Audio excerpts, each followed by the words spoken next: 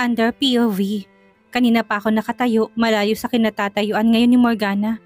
Oo, alam kong naiiyak na siya kanina. Kaya iniwan ko siya para hindi siya magpigil pa ng nararamdaman. Palaban ang una kong pagkakakilala sa kanya. Pero sa nakikita ko ngayon ay hindi ganun ang puso nito. Nang ipakilala ko siya sa pamilya ko ay nakitaan ko siya ng pangamba. Mukhang natatakot ito kung matatanggap ba ito ng pamilya ko o hindi. Nakita ko rin ang inggit sa mukha nito habang nakatingin sa masayang pamilya namin. That's why I want to know more about her. I knew that there is something that made her sad. At ang bagay na yun ang nais kong malaman. Napangiti ako kanina. Sa kauna-unahang pagkakataon kasi nakita kong ngumiti si Morgana ng tunay at hindi napipilitan lang. Kasundo rin ni Morgana si Mommy at Eva. Maging si Logan ay walang nasabi sa dalaga. Si Raulo kasi itong si Logan, wala itong ginawa ko hindi ang pintasan. Ang mga ka-fling ko, wala itong pinipiling bulihin. Sa bagay, bully din naman ako. Pero pagdating lang yun kay Eva na itinuturing namin ni Logan na baby sister. Nagulat ako nang may humawak sa balikat ko. Si Mommy, may lungkot at awa ito habang nakatingin kay Morgana. Naawa ako sa nobya mo anak. Nakikita ko sa mata niyang lungkot na meron sa akin noon. Tumingin siya sa akin. Sabihin mo nga sa akin, bakit ngayon mo lang pinakilala sa amin si Morgana? Napalunok ako nang tingnan ako ni Mommy nang may pagdududa. Umamin ka nga sa akin, Thunder. Nabuntis mo ba siya? Nakataas ang kilay na tanong nito. Of course not, agad kong tugon. Magsimula na namang lumikot ang imahinasyon nito. Hindi ko ito masisisi. Katulad ni Logan ay kilala din akong babaero. Hindi bumango ang pangalan namin pagdating sa mga babae. Pero hindi ibig sabihin noon ay hindi na kami nag-iingat. Isa sa motto namin ni Logan ang hindi magpapatali kailanman. Oo, wala sa isip naming dalawa ang magkapamilya. Gusto lang naming magpakasaya at magpakasawa sa pagiging binata. Kaya nga hanggang ngayon ay wala kaming siniseryosong relasyon. We're just playing around at makipagtalik sa mga babae. Inabot kami ng madaling araw bago umuwi ni Morgana. Ang gusto pa nga nila Kuya Marcos ay sa kanila na muna kami matulog pero hindi pwede. Dahil may importante akong gagawin bukas. Habang sakay ng kotse ko ay panay ang sulyap ko kay Morgana na ngayon ay nakatingin lamang sa labas ng bintana. I'll take this one, turo ko sa isang sales lady. And this one too, and those one. Turo ko dito, turo ko doon. Lahat ng mga luxury brands na sa tingin ko ibabagay kay Morgana ay binili ko. Napansin ko kasi na matamlay siya simula nang manggaling kila Kuya Marcos. Binilhan ko siya ng mga ganito na kahit paano ay makita ko siyang sumaya. Bumili rin ako ng bago at latest model ng iPhone dahil nakita kong sira ang cellphone nito. Nahulog yun sa bathtub dahil nataranta ito nang pumasok ako. Napangiti ako nang maalala ang nakakatuwang mukha ni Morgana nang mataranta ito. Pulang-pulang mukha nito habang mahigpit na nakabalot ng tuwalya ang katawan. Akala yata ay may gagawin ako hindi maganda. Well, sa ngayon ay wala, but soon. Hindi ko may papangako. Nang ibigay ko sa kanya lahat ng pinamili ko ay tuwang-tuwa si Morgana. Pero alam ko na yun lang pinakita niya sa akin. Malungkot pa rin ang mata niya. Hindi ba nito nagustuhan ng mga luxury brands na binili ko? Ang sabi sa akin ni Logan ay yun ang gusto ng lahat ng mga babae. Kulang pa bang lahat ng ito para kay Morgana? Nalaki ang mga mata ni Morgana nang makitang huling inabot ito sa kanya. Sigurado ka, Thunder? Para sa akin ang cellphone na to? Nang tumango ako ay yumakap siya sa leeg ko. Salamat ha! Nasira kasi ang cellphone ko kaya hindi ko matawagan at maka-video call sila Nanay at Melay. Kaya salamat dito ha! Masayang wika ni Morgana. Bago nagmamadaling tumakbo para pumasok ng kanyang kwarto, naiwan ako nakatingin sa mga bags, dresses at jewelry. Mas nagustuhan ni Morgana ang isang cellphone kaysa mga to. Mukhang na-miss nitong ina kaya malungkot to. Kinuha kong phone ko nang tumunog ito. Tumawag ang inupahan kong tao para may alamin tungkol sa bagay na gumugulo sa isip ko. Thunder! Tawag ni Morgana sa akin. Sakto'y kabababa ko lang ng tawag. Salamat dito ha. Dahil dyan, sagot ko ng masahe mo ng 1 buwan. Masayang sambit pa nito. Mukhang sa sobrang sayang nadala si Morgana. Kaya heto, namumulang pisngin nito ng matauhan. Masahe? Mukhang magandang idea yan, Morgana. Ngumisi ako ng pilyo nang merong imaheng lumitaw sa isip ko si Morgana. Habang minamasahe ako. Bigla ay na-excite ako. Hindi yata alam ni Morgana na matinding epekto niya sa akin. Kung alam lamang nito na gabi-gabi ako nagpipigil. Dahil ayaw ko siyang biglain. Hindi ako maginoo sa mga babae pero ewan ko ba. Pagdating kay Morgana ay hindi ko gustong biglaan. Mas gusto ko ng dahan-dahan. Muli ay tumunog ang cellphone ko. Uminit ang ulo ko na marinig ang sinabi ng sekretary ko na nag-aasikaso ng isang remote area na nabili ko dito sa Maynila. Nagmamatigas pa rin ang mga tao at ayaw sumunod. Ito ang hirap sa mga mahihirap. Kahit alam nilang mali sila, ay igigit nilang gusto nila. Nabili ko ng lupang yon. Pag-aari ko na ito kaya nararapat lang na umalis na sila. Kinuha kong cellphone ko, tumawag sa isa kong kakilala sa pulisya. I want them out. Wala akong pakialam kahit na ilang demolition team pang ipadala ninyo. Just let them out of my property right away. Galit na pinutol kong tawag. Shit, those poor rats. Sinusubukan nilang pasensya ko. Nangangalit ang ngiping wika ko. Makikita nilang galit isang Del Rio. Binigyan ko na sila ng malaking halaga at malilipatan pero nagawa pa rin akong tanggihan. Dahil, natigilan ako nang makita ko si Morgana na nakatayo at nakatingin sa akin na para bang ang sama-sama ko sa kanyang paningin. Well, I don't care about what she thinks. Aalis ako. I'll be back soon. Nilapitan ko siya at binigyan ng madiin na halik sa labi. Natigilan ako dahil nawalang init ng ulo ko at kumalmang pakiramdam ko. This is new to me. Saan ka pupunta? Tanong niya nang humiwalay ako sa kanya. It's about my business and there's nothing can do about you. Nakita kong paano bumalate ang pagkapahiya niya sa mukha niya. Kaya parang gusto kong pagsisihan ang sinabi ko. I'll go ahead, Morgana. Paalam ko sa kanya. Sir, nagkakagulo po dito ngayon kaya dapat hindi na kayo pumunta. Babala ng kanyang sekretary nang pumunta ako sa lupang binili ko. Saka ko lamang napansin na tama ito. Nagkakagulo nga sa lugar na at nagrarally ang mga tao. Ano bang pinaglalaban ng mga yan? Galit kunturan. Maya-maya ay dumating ang demolition team at ang pulis para tumulong sa mga tauhan ko na mapaalis sa mga mamamayang matitigas ang ulo. Hindi nyo kami mapapaalis sa lugar na ito. Sino kayo para bigla kaming paalisin dito na parang aso? Hindi nyo kami aso at mas lalong hindi nyo kami masusuhulan. Mamatay man kami ay hindi namin nilisanin ang lugar na to. Sigaw ng isang matanda na ninirahan sa lupang binili ko. Mas lalo lamang nanggalaiting loob ko sa narinig. Okay, fine. If that's what you want, then die. Galit kong saad. Nakarinig ako ng hiyawan, putukan at pagmamakaawa pero nagbingi-bingihan ako. I used to it and I don't care. They are just a bunch of people na walang magagawa dahil sa katayuan nila sa buhay. Ito ang kaibahan ko sa aking ama. Hindi ako maawain na tao at nagpapadala sa mga hinaing nito. Ang mapalawak ang negosyo na meron ako, ang tanging gusto ko, they wouldn't call me ruthless for nothing. Kapag gusto ko'y kinukuha at ginagawa ko, wala akong sinasanto na kahit na sino. Pati ba naman batay sasaktan nyo? Ganyan ba talaga kayo kasama? Mga wala kayong awa. Natigil ako sa paghakbang paalis nang marinig ang boses na pamilyar sa akin. Tumahimik ka nga. Teka nga, taga dito ka ba? Maangas na tanong ng isang lalaking kasama sa demolition team. Ano naman sa'yo kung taga dito ako? Hindi. Nakita mo nang may bata pero patuloy kayo sa paggiba ng mga bahay. Hindi niyo ba naisip na marami kayong masasaktan? Shit, paulit-ulit kong napamura sa isip ko nang makita ko si Morgana na ngayon ay nakaharang sa isang batang babaeng umiiyak. Ano ang ginagawa ni Morgana dito? Ang dami mong satsat. Sige, kung ayaw mo umalis, di wag. Bulyaw ng lalaki sa dalaga. Agad na gumalaw ang paa ko para takbuhin si Morgana na ngayon ay hampasin na ng pry bar ng lalaki. Ganun na lang panlalamig ng katawan ko na makita kong pagtama nito sa ulo ni Morgana. Hindi na ako umabot. Shit! Malakas kong mura nang makita kung paano tamaan si Morgana sa ulo habang yakap ang batang babae. Sa kauna-unahang pagkakataon ay ngayon lang ako nag-alala ng ganito pagdating sa ibang tao. Binalot ang puso ko ng pag-alala para sa dalaga. Pinadampot ko kaagad sa pulis ang sumadyang nanakit kay Morgana. Agad kong binuhat si Morgana at sinakay sa kotse ko. Wala na itong malay ngayon habang buhat-buhat ko. Ang sekretary kong inutusan kong magmaneho. Hindi ko gustong bitawan si Morgana. Gusto ko iyakap ko lang siya hanggang sa makarating kami ng hospital. Inasikaso agad si Morgana at dinala sa emergency room. Sobrang kaba ng dibdib ko habang naghihintay ng balita tungkol sa lagay nito. Kasalanan ito ng mga taong yun. Kung hindi na ito nagmatigas pa, ay hindi ito mangyayari. Lumipas ang isang oras bago lumabas ang doktor. Nakahinga ako ng maluwag nang sabihin nitong ligtas na si Morgana. May parte sa ulo nito na kailangan tahiin dahil malalim ang sugat na natamo nito. Lumipas ang 2 oras bago nagising si Morgana. Nang makita niya ako'y bumakas ang puot sa mata nito. Halatang ayaw ako nitong makita. Anong ginagawa mo dito? Malamig ang boses na tanong nito.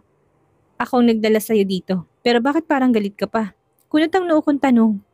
Dapat ay magpasalamat na lang siya dahil inaalala ko pa siya. Pagak na natawa ang dalaga. So dapat bang magpasalamat ako sa'yo? Tinuro nitong ulo na may benda. Ikaw ang dahilan kung bakit nangyari ito sa akin, kaya bakit ako magpapasalamat sa'yo? Bakit akong sisisihin mo? I never told you to protect the child. It was your fault, kaya nangyari yan. Bakit ka ba kasi nandun sa lugar na yun? Tell me, sinundan mo ba ako? Namulang mga mata ng dalaga. Bakas ang pagpipigil nito ng luha at galit base sa pagkakakuim ng kamao nito. Nanginginig din ang baba nito habang nakatingin sa akin. Ganyan ka ba kasama? Natigilan ako. What? Nagyukuto ng ulo at mahinang umiyak. Oo, mahirap lang kami. Pero tao kami. Hindi mo sila kailangang palayasin na parang hayop. May pamilya sila, Thunder. Sa pagsira mo sa lugar na kinalakyan nila, ay talagang magagalit sila. So, it's my fault now? Nangangalit ang ngipin ko. Bakit kasalanan ko pa ngayon? That land belongs to me. Do you hear me? It's mine. Yan ang hirap sa'yo Puto niya sa akin. Ang baba ng tingin mo sa kagaya ko. Mapagmataas ka't makasarili. Hindi niyo man lang sila kinausap ng maayos at pinaliwanagan. Basta na lamang kayo nagdesisyon na palayasin sila. Akala ko ba matalino ka? Hindi naman dapat utak lang palagi ang pagganahin pagdating sa negosyo. Kailangan mo rin minsan gumamit ng puso, tenga at bibig. Narinig mo bang hinaing nila? Ang sabi nila ay 2 linggo na lang at aalis na sila. Pero bakit parang hirap na hirap kang ibigay ang palugit na yun sa kanila? Kaya mo naman maging matagumpay sa lahat ng larangan kahit na hindi ka gumamit ng dahas? Pareho kayo ng ama ko. Ang sama nyo. Natigilan ako na tingnan ako ni Morgana na para bang akong pinakamasamang taong nakilala niya.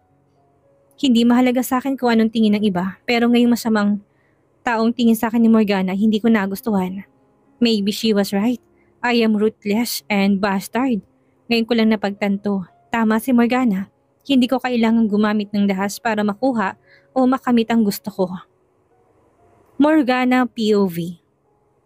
1 linggo na simula nang lumabas ako ng ospital, nagagalit ako sa pag-uugali ni Thunder kaya hindi ko siya magawang kausapin. Hindi ko akalain na ganun siya kasama. Wala itong awa sa mga taong nasa ilalim nito dahil para sa kanya ay mahirap lamang kami at walang kapangyarihan katulad niya. Mapagmataas si Thunder at wala siyang puso. Kung hindi ko lang kailangan ng pera, baka tinapos ko ng agreement naming dalawa. Tumayo ako't lumabas ng kwarto. Bala ko sanang magluto ng kakainin ko dahil tanghali na at hindi pa ako nag-aalmusal. Nabigla ako nang makita ko si Thunder sa kusina. Nakataplas ito habang nakasuot ng apron at nagluluto. Nang makita niya ako, ay nginitaan niya ako. Iniwas kong tingin sa kanya. Hanggang ngayon kasi masama pa rin ang loob ko. Nang sabihan niya kung maupo ay naupo ako. Habang naghahanda siya ng pagkain namin ay hindi nabuburang ngiti sa labi niya. Nagtataka tuloy ako dahil parang ang saya niya ngayon. May nangyari sigurong maganda sa araw niya kaya ganito siya. Pagkatapos niyang maghain para sa aming dalawa, ay umupo siya sa harap ko. Try this babe. Inumang niya sa harap kong kutsara. Hindi ko alam kung nganganga ba ako o hindi. Nakakahiya kasi. Pero sa huli kinain ko rin. I'm sorry. Natigil ako sa panguya at tumingin sa kanya. Bakas kong sinseridad na mga tingin niya. I admitted it. It's my fault and there's no excuse to my action. Naging malupit ako at mapagmataas nang hindi ko namamalayan. Hinawakan niyang kamay ko at marahang pinisil. Pero dahil sa'yo ay natauhan ako. Naalala ko muli ang mga tinuro ng magulang ko. Tumingin sa akin ng malamlam ang kanyang mga mata. I'm sorry for being a jerk, Morgana. Please accept my apology. 1 linggo nang naghihirap ang kalooban ko. Hindi ko kayang makita at maramdaman na malamig ka sa akin. May pagsusumamo sa boses niyang saad. Lahat ng bigat sa dibdib ko ay naglaho na parang bula. Gumaan ang dibdib ko sa mga sinabi niya. Akala ko hindi marunong tumanggap ng pagkakamali at hindi marunong humingi ng tawad ang isang Thunder del Rio. Pero mali ako. Hindi ko na napigilan ang sarili ko na ngumiti. Pero bigla akong naalala ang mga taong nasaktan at nagmamakaawa sa lupain ng bilin nito. Hindi ka lang sa akin dapat humingi ng tawad, Thunder. Nasaktan mo rin sila kaya nararapat lang na humingi ka rin ng tawad sa kanila. Nagulat ako sa susunod niyang sinabi. Nakausap ko na sila at humingi na rin ako ng tawad. Nakangiting wika ng binata. At first, I thought na mahirap gawin yon. Pero hindi pala. Tama ka nga. Hindi pwedeng talino't utak lang ang kailangan para makuha ang gusto. Natuwa ako marinig ang sinabi niya. Hindi ko inasang makikinig siya sa payo ko. Sino ba naman ako, hindi ba? Hindi naman niya ako tunay na nobya. Ang swerte ng babaeng mamahalin ni Thunder balang araw. Isip-isip ko. Naging maganda ulit ang samahan namin pagkatapos naming mag-usap. Lumalabas din kaming madalas para kumain sa labas. Hindi ko maipaliwanag ang nararamdaman kong saya kapag hinahawakan niyang kamay ko. Sa tuwing titingnan niya ako ay kumakabog din ang dibdib ko. Ayaw ko mang aminin ay pakaramdam ko ay unti-unti nang nahuhulog ang loob ko sa kanya. Pero hindi pwede dahil maghihiwalay din kami at may misyon ako. Natigil ako sa paglakad nang makita kong lalaking hindi kalayuan na nakatingin sa akin. Agad kong ibinigay kay Thunder ang mga dala kong paper bag at nagpaalam na magbabanyo lang saglit. Narito kami ngayon sa isang grocery store at namimili. Katulad ng inaasahan ko'y sinundan ako ng ama ko. Anong ginagawa niyo dito? Tanong ko habang nagpapalingalinga sa paligid namin. Gusto ko lang makita kung ginagawa mo ba talagang trabaho mo. Huwag mong kalilimutan na may mission ka, Morgana. Hindi ka pwedeng magpauto at mahulog sa lalaking yan. Nagpupuyo sa galit na wika nito. Kita ang pamumula ng mukha nito at nanilisik ang mga mata ng ama ko. Tandang galit na galit siya. Morgana, untag ni Thunder sa akin. Kanina ka pa tulala, may problema ba? Iniwas kong tingin ko sa kanya at sinabing wala. Mali itong nararamdaman ko, hindi to pwede dahil may mission ako na kailangan gawin. Pero paano ko mapipigilan ang damdamin ko? Nahihirapan ako lalo na't mabuti naman ang pinapakita ni Thunder sa akin. Minsan hindi ako binastos nito. Kahit ng usapan namin ay magiging babae niya ako sa loob ng 3 buwan. Gusto mo bang bisitahin ang nanay mo? Agad ako napatingin sa kanya na may tuwa sa mukha. Gusto ko pero ayos lang ba sa'yo? Nang tumango siya sa akin ay napayakap ako sa kanya. Nabura sa isip kong pinag-usapan namin ng ama ko. Salamat Thunder. Nagpunta kami sa bahay. Tama kami, sumama kasi si Thunder sa akin. Dahil kilala na rin naman siya ni nanay ay pumayag na ako sumama siya. Tuwang-tuwa si nanay nang makita ako at si Thunder. Si Melay naman ay napansin kong namutla nang makita si Thunder at nagmamadaling umalis.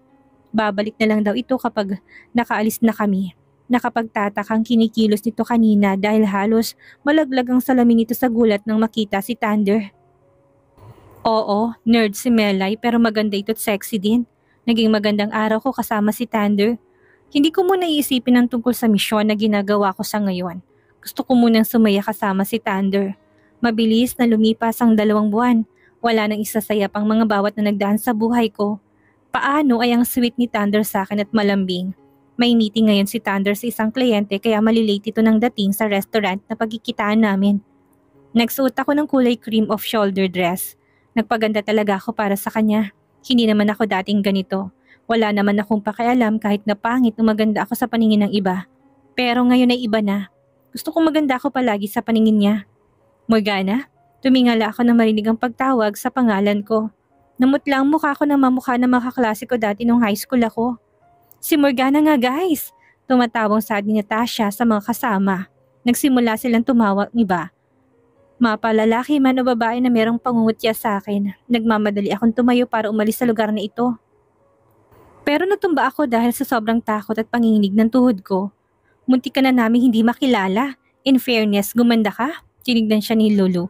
Mula ulo hanggang paa na merong ngisi sa labi. Dati kasi mukha kang basahan at mabaho ka pa. At muli nagtawanan sila. Matapang ako, yun ang palagi ko sinasabi sa sarili ko.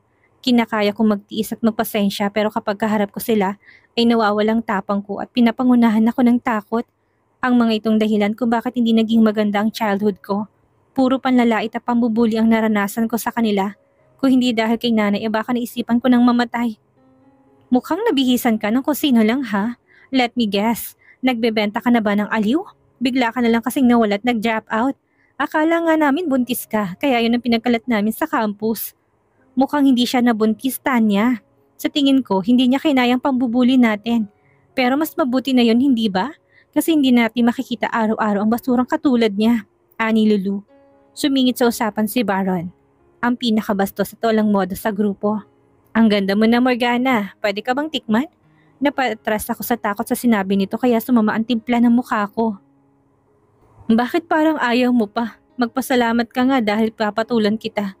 Umiyak na tumingin ako sa invitation na binato sa akin ni Lulu. May reunion tayo sa isang araw. Pumunta ka ha? Kung hindi kami mismong pupunta sa bahay niyo. Hindi ba nandun ang nanay mo? Gusto mo bang makita niya kung paano ka namin tratuhin? Huwag, pupunta ako. Tutul ko sa kanya. Ayaw ko makita at malaman ni nanay ang naranasan ko noong high school ako. Ayaw ko siyang masaktan at sisihin ang sarili niya. Nang dumating si Thunder ay takang-taka siya nang makita kong umiiyak. Nakita kong pag-aalala sa mukha niya, subalit hindi niya ako tinanong kung ano ang nangyari sa akin. Mainam na yon dahil wala rin naman akong balak na sabihin sa kanya ang dahilan.